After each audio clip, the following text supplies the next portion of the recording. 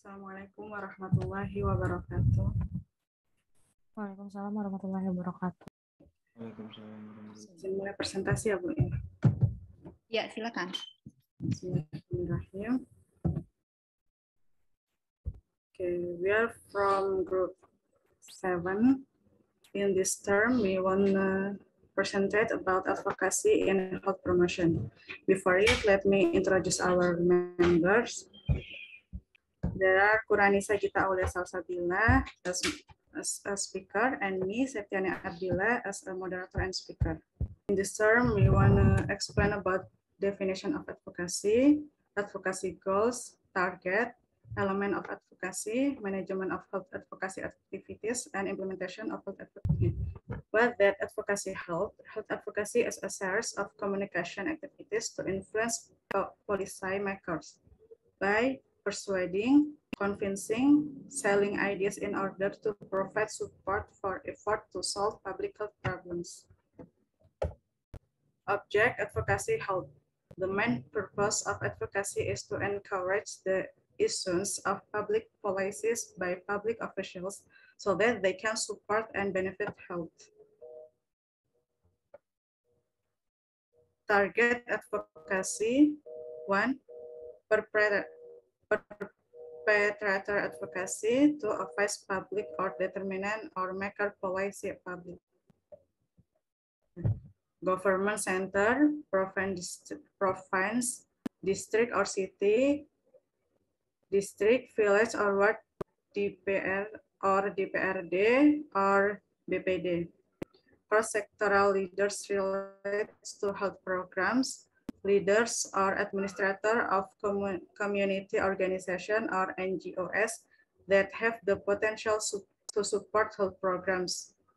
Persons in charge of programs from across sector that affect the success of effort to overcome health problems.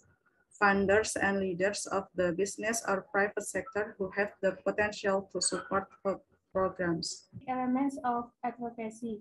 Determinants, objective advocacy, health issues, policy.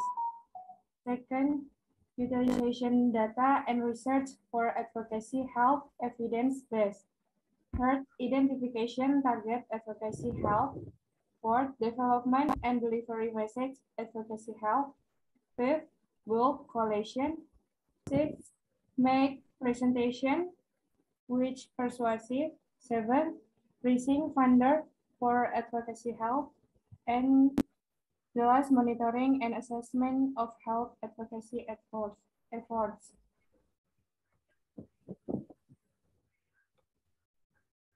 Management activity advocacy health.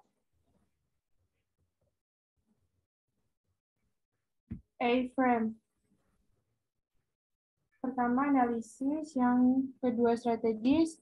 Ketiga, mobilisasi. 4, tindakan atau aksi. 5, evaluasi. Dan yang keenam adalah kesinambungan.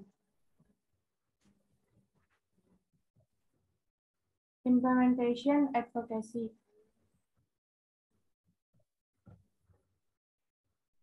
Stage activities in compile strategy advocacy. First, shaping group work or network advocacy. Second, identification target advocacy. Third, develop objective advocacy or SMART. Fourth, determine plan action. Fifth, determine indicator. Analysis issue policy. 1 is issue that have connection which close with happening problem health priority. 2 is issue filled by part big public. 3 is issue support by data that accurate. 4 results issue will repair status health public. 5 is it possible issue all it with sector order. 6 is issue that strengthen mark or values office public. 7 is issue called strength the network, NGO or cross sector. Analysis public. 1. element or agency. Government, which one is authorized, make policy public, relate with effort, solving problem, help. 2. Shape policies that which can met or implemented by each element or agency government. 3. How mark interest or value which develop on each element or agency government. The two problem. 4. How practice behavior which occur in each element or agency government. The in problem. 5. Resource or resources what which on each element or agency government in connection overcome problem. This and how much is it big? 6. Who just or group public which one is will get benefit if problem is handled or process advocacy success. 7. Who just or group public which one is will get benefit if problem is handled or process advocacy succeed. 8. How practice behavior its group public the problem is. 9. Resource or resources what which on each group public the in connection overcome problem this and how much big.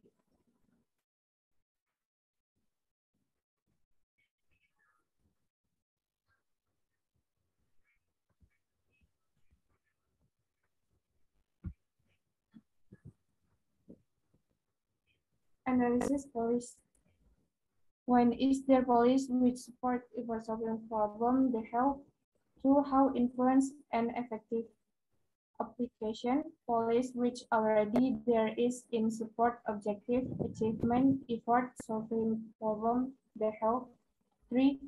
Policies that which need developed for support effort solving problem help so that objective which SAP could achieve.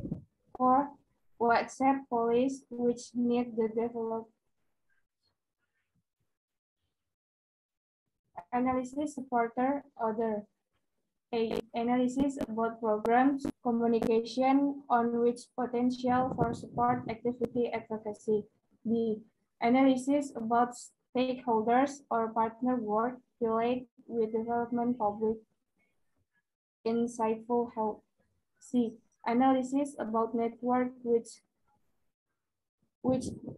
capable to do or support activity advocacy help so that objective which expected could achieve. D. Analysis to research which needed for carry out activity advocacy help. Compile strategy advocacy. 1. Shaping group work or network advocacy. 2. To do identification target advocacy. 3. Develop objective advocacy and compile objective advocacy should notice rule SMART as specific or special, measurable or could be measured, A, attainable or cooled down, R, realistic, and T, time bound or there is size time which is clear. 4. Determine plan, action, or activity advocacy. 5. Determine indicator. 6. Determine fundamentals. Thank you for your nice attention. If you have a question, please turn your mic on or write it on comment section. Thank you for Anissa. Thanks for your attention. Sorry for many mistakes. If you have any question, please turn on your mic or write it on comment section. Okay, question from Wafik Azza Putri from group 12. The main purpose of health promotion advocacy is to encourage the issues of public policies by public officials so that they can support and benefit health. Why is public policy needed by the official? Thank you. The next question is from Sharina from group 9. Why should there be advocacy in health? Karena pertanyaannya hampir sama, saya izin menjawab pertanyaan dari Wafik sekaligus pertanyaan dari Sharina. Ada banyak sekali alasan mengapa seseorang harus dan diharuskan untuk melakukan kerja-kerja advokasi. Secara umum, alasan-alasan tersebut antara lain adalah kita selalu dihadapkan dengan persoalan kemanusiaan dan kemiskinan, keserakahan, kebodohan, dan kemunafikan semakin tumbuh subur pada lingkungan kita. Yang kaya semakin kaya dan yang miskin semakin miskin. Dari beberapa poin di atas ini kemudian melahirkan kesadaran untuk melakukan perubahan, perlawanan, dan pembelaan atas apa yang dirasakan oleh masyarakat. Salah satu bentuk perlawanan dan pembelaan yang elegan adalah dengan advokasi. Tujuan dari kerja-kerja advokasi adalah untuk mendorong terwujudnya perubahan atas sebuah kondisi yang tidak atau belum ideal, sesuai dengan yang diharapkan. Secara lebih spesifik, dalam prakteknya, kerja advokasi banyak diarahkan pada sasaran tembak, yaitu kebijakan publik yang dibuat oleh para penguasa. Mengapa kebijakan publik? Kebijakan publik merupakan beberapa regulasi yang dibuat berdasarkan kompromi para penguasa, baik itu eksekutif, legislatif, dan yudikatif, dengan mewajibkan warganya untuk mematuhi peraturan yang telah dibuat. Setiap kebijakan yang akan disahkan untuk menjadi peraturan perlu dan harus dikawal serta diawasi agar kebijakan tersebut tidak menimbulkan dampak negatif bagi warganya. Hal ini dikarenakan pemerintah ataupun penguasa tidak mungkin mewakili secara luas, sementara kekuasaannya cenderung sentralistik dan mereka selalu memainkan peranan dalam proses kebijakan. Cukup. Bagaimana Wafik dan Sharina? Oke, makasih Kak Septi. Saya ikutan ya. Saya tambahkan contohnya boleh ya? Silakan. Baik, terima kasih Septiani. Nah, teman-teman tadi ada pertanyaan tentang kenapa sih kita perlu advokasi kesehatan gitu ya. Nah, ini ada presentasi yang bagus kemarin, ada webinar dari UGM tentang Health Promoting University atau kampus sehat. Ini proyek pemerintah yang melibatkan beberapa kampus ya di Indonesia, negeri dan swasta. Dan kemudian pada saat yang sama ya beberapa hari yang lalu saya mendapatkan ini nih, surat tentang SK Rektor tentang pengangkatan unit layanan kekerasan seksual dan perundungan Universitas Muhammadiyah Jakarta. Ya, surat ini tentu didasari oleh beberapa peraturan yang muncul ya, undang-undang ya yang terkait dengan kekerasan seksual dan perundungan. Ini cuma ada 3 sih anggotanya. Nanti kalau teman-teman mau ikutan bermitra atau bekerja sama, yuk kita bikin bareng-bareng di kampus. Ya, di UNJ. Nah, Health Promoting University ini sekarang sudah mulai dikembangkan ya. Maksudnya adalah untuk supaya civitas akademika secara keseluruhan ya di universitas itu meningkat status kesehatannya selama dia bekerja atau belajar di kampus ya. Kalau kita lihat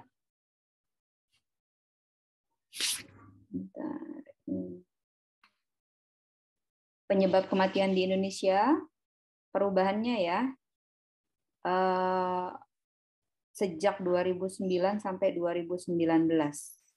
Teman-teman bisa lihat di sini tidak ada yang berlogo hijau ya, injuries atau luka ya, perlukaan atau kecelakaan biasanya ini ya. Di Indonesia ini ada yang banyak terjadi, kelihatannya yang kodenya warna toska ini ya, non communicable disease atau penyakit tidak menular ya. Kemudian beberapa masih ada yang communicable disease.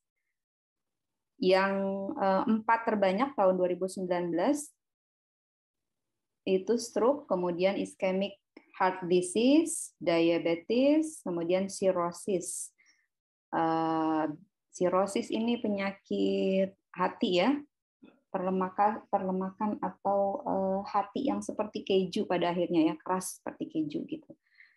Nah, di ranking ketiga sebelumnya tahun 2009 itu ada TB, tuberkulosis, yang kemudian turun menjadi ranking ke-5 di tahun 2019 penyebab kematiannya ya. Tetapi di Indonesia masih bertahan bahkan meningkat menjadi runner up. Ya, jadi juara 2 penyumbang kematian akibat TB dan kasus TB terbanyak di seluruh dunia. Padahal jumlah penduduknya kita peringkat ke berapa? 4 atau 5 ya? Ke-5. Tapi kita juara kedua tuh, runner up untuk kasus-kasus tuberkulosis. Jadi kita bisa perhatikan di sini bahwa kejadian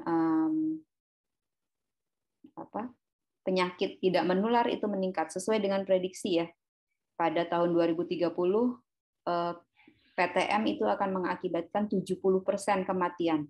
Ya, jadi sangat tinggi. Nah, ini kemudian yang perlu diupayakan untuk dicegah ya, jangan sampai warga yang belajar atau yang bekerja di UMJ itu menjadi bagian yang membiarkan hal ini terjadi ya, jangan sampai kita mengalami resiko-resiko ini. Nah, kemudian ini karena bulan ini kita memperingati Hari Tanpa Tembakau Sedunia ya. Tanggal berapa? Ada yang tahu? Bulan Mei tanggal. Ada yang pernah merayakan? Tidak ada. Belum tahu, Bu. Tahu ya? Oh, Damar. Oke, Damar merokok nggak, Damar? Alhamdulillah, Bu, enggak. Sekarang enggak ya? Sekarang sedang. Ya. Baiklah.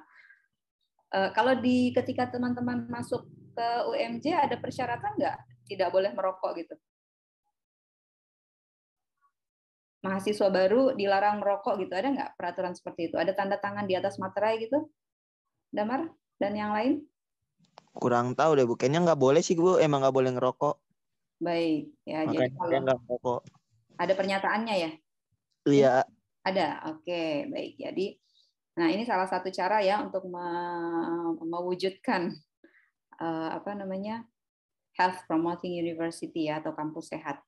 Jadi tidak merokok karena ini merupakan salah satu faktor yang mengakibatkan tadi permasalahan-permasalahan tadi. Dan kita tahu di Indonesia laki-laki dewasa ya, angkanya sudah jenuh di hampir 70% merupakan perokok. Maka target berikutnya mereka itu ada produsen rokok ya, industri rokok itu target berikutnya adalah perempuan dan anak. Oke. Nah, ini penyakit terbanyak. Kemudian, nah ini adalah penyebab kematian sebagai kombinasi dari kematian dan kecacatan ya, disability. Kombinasi antara kematian dan kecacatan. Penyebab tingginya kematian dan kecacatan di Indonesia. Ini yang pertama tahun 2009 itu malnutrisi. Tahun 2019 malnutrisi itu jatuh ke peringkat ke-6. Nah, high blood pressure, jadi tekanan darah tinggi ya, hipertensi itu naik dari peringkat 2 ke peringkat pertama. Penyebab kematian dan kecacatan. Nah, yang kedua itu tobacco. Tembakau ya, kemudian resiko diet atau salah makan ya, kesalahan diet. Kemudian yang keempat ini juga berkaitan dengan pola makan sebenarnya ya, high fasting plasma glukosa, tetapi kalau di sini dianggap sebagai bagian dari permasalahan metabolisme ya, risiko-risiko metabolik. Kemudian yang kelima, high body mass index, BMI. Nah, body mass index itu berbanding lurus dengan berat badan. Jadi ini secara tidak langsung ini terjadi peningkatan berat badan yang signifikan dan akibatnya kematian dan kecacatan akibat tingginya body mass index juga meningkat. Di sini peningkatannya paling tinggi nih, sampai 66%. Ya, kemudian malnutrisi tadi yang turun, kemudian polusi udara, disfungsi ginjal, ya naik dari peringkat 10 ke 8. Occupational risk, resiko pekerjaan, high LDL, low density lipoproteinnya yang tinggi, ya angkanya terlalu tinggi ya, di atas normal. Kemudian water, sanitation and hygiene. Nah, permasalahan kesehatan lingkungan ini turun dari 9 ke 11. Tapi kalau di Indonesia sih sebenarnya walaupun dia tidak menyebabkan kematian dan kecacatan, permasalahannya masih banyak ya. Kalau di Provinsi Banten terutama ya, lokasi PBL-nya teman-teman itu salah satu kasusnya open defecation ya, ODF, atau BABS, buang air besar sembarangan, yang secara khusus harus diintervensi oleh setiap kelompok. Ya. Nah, ini contoh kasus-kasus yang terjadi di Indonesia. Kemudian di kampus itu apa yang harus dilakukan? Ya, jadi di kampus kita juga saya rasa teman-teman ada baiknya melaksanakan intervensi-intervensi terkait situasi yang terjadi. Nah, advokasi kesehatan itu sebenarnya kata kuncinya adalah apa tadi teman-teman yang sering diulang ketika presentasi? Kata kuncinya advokasi apa?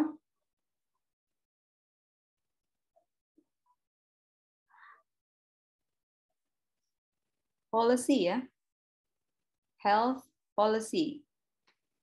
Ya, jadi kata kuncinya ketika kita akan melakukan advokasi itu adalah kebijakan ya. Jadi sebenarnya kalau tadi pertanyaannya apa sih kenapa kita perlu melakukan advokasi? Karena masyarakat Indonesia itu tidak mudah, ya sebenarnya sih bukan cuma di Indonesia ya, di dunia itu memang tidak mudah mengubah perilaku, gitu ya. Jadi kadang-kadang kita harus dipaksa. Nah, dipaksanya menggunakan apa? Menggunakan kebijakan. Ya, contoh pada kasus-kasus tadi itu kawasan tanpa rokok misalnya gitu ya. Mengintervensi perilakunya itu menjadi agak sulit, sehingga dibuatlah intervensi lingkungan. Jadi kawasan tanpa rokok itu sebenarnya bukan intervensi perilaku.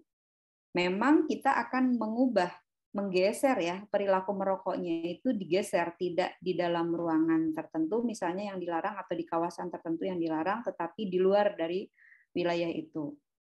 Ya, misalnya kalau di wilayah kampus atau sekolah, maka kawasan tanpa rokok itu radius misalnya 1 kilometer dari sekolah atau kampus itu tidak boleh ada orang yang merokok, tidak boleh ada iklan juga termasuk di dalamnya ya, kegiatan-kegiatan promosi yang disponsori oleh rokok, oleh industri rokok itu tidak boleh, misalnya seperti itu. Ya, tapi mungkin ada juga yang persepsinya jadi berbeda, misalnya di public place ya, di tempat umum bandara misalnya atau terminal. Kalau dia masih menyediakan pojok-pojok tertentu atau ruang tertentu sebagai tempat yang memfasilitasi orang untuk merokok, itu sebenarnya harusnya sih tidak seperti itu harapannya ya. Nah, itu adalah intervensi lingkungan. Nah, kalau terjadi misalnya di wilayah tadi ya, wilayah publik atau misalnya di hotel, ada kebijakan yang pelanggannya, orang yang akan menginap itu akan menandatangani perjanjian bahwa kalau misalnya ditemukan si pelanggannya itu merokok atau bukti bahwa ada pernah merokok di dalam ruangan di wilayah tertentu itu, maka dia akan dikenakan denda. Nah, misalnya seperti itu. Jadi aturan itu mengakibatkan orang menjadi lebih patuh terhadap apa yang diatur di dalam peraturan itu, kemudian harapan akhirnya adalah peningkatan status kesehatan. Mengapa diperlukan? Karena memang situasi kesehatan itu pasti akan tetap ada permasalahan ya. Bedanya seperti tadi dicontohkan ya, dari tahun ke tahun terjadi perubahan di suatu negara. Atau kalau dibandingkan dari negara antara negara berkembang dengan negara maju, misalnya ya, antara negara yang sudah maju dengan yang masih terbelakang atau berkembang tadi, itu permasalahannya bisa berbeda, gitu ya. Kemudian jumlah kasusnya berbeda, penyebabnya berbeda, sehingga diperlukan intervensi yang berbeda, gitu ya teman-teman. Oke, apakah masih ada pertanyaan? Kalau masih ada, silakan dilanjutkan. Saya kembalikan ke moderator. Terima kasih. Assalamualaikum warahmatullahi wabarakatuh. Terima kasih Bu atas penjelasannya. Karena sudah tidak ada pertanyaan lagi, kami izin tutup ya Bu ya, presentasi pagi ini. Baik, silakan. Oke, terima kasih untuk teman-teman semua yang sudah bertanya. Oke, kami tutup presentasi pada pagi hari ini. Assalamualaikum warahmatullahi wabarakatuh. Waalaikumsalam. Waalaikumsalam warahmatullahi wabarakatuh.